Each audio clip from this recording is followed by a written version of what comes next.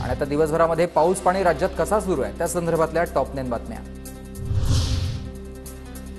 सांगलीत दुथडी भरून वाहणाऱ्या कृष्णा नदीत तरुणांच्या सूरउड्या। कृष्णा नदीची पाणी पातळी सध्या 27 फुटांवर। वाढत्या पाणी पातळीमध्ये उड्या मारण्याचा तरुणांचा व्हिडिओ व्हायरल। पंचगंगा नदीची पाणी पातळी 40 फूट 7 इंचांवर। पंचगंगा नदीची वाटचाल धोका पातळीच्या दिशेने 43 फूट ही पंचगंगा नदीची धोका पातळी।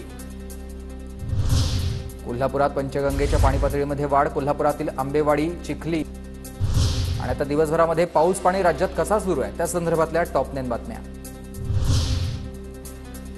सांगलीत दुथडी भरून वाहणाऱ्या कृष्णा नदीत तरुणांच्या सूरउड्या। कृष्णा नदीची पाणी पातळी सध्या 27 फुटांवर। वाढत्या पाणी पातळीमध्ये उड्या मारण्याचा तरुणांचा व्हिडिओ व्हायरल।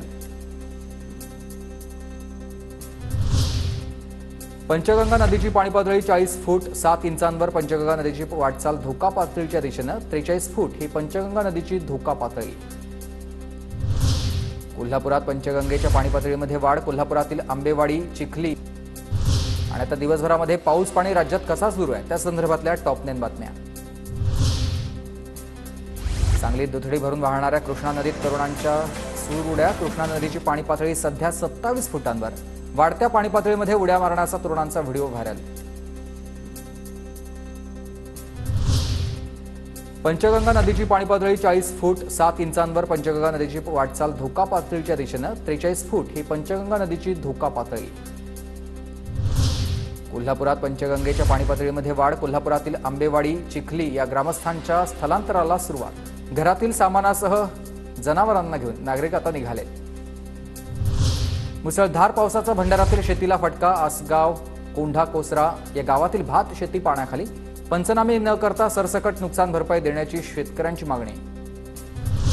साताराच्या महाबळेश्वरमधील लिंगमळा धबधबा पावसामुळे तात्पुरता बंद केला। वेण्णा नदीवरील पाण्याचा प्रवाह जास्त वाढल्याने पर्यटनासाठी बंद करण्यात आलाय धबधबा।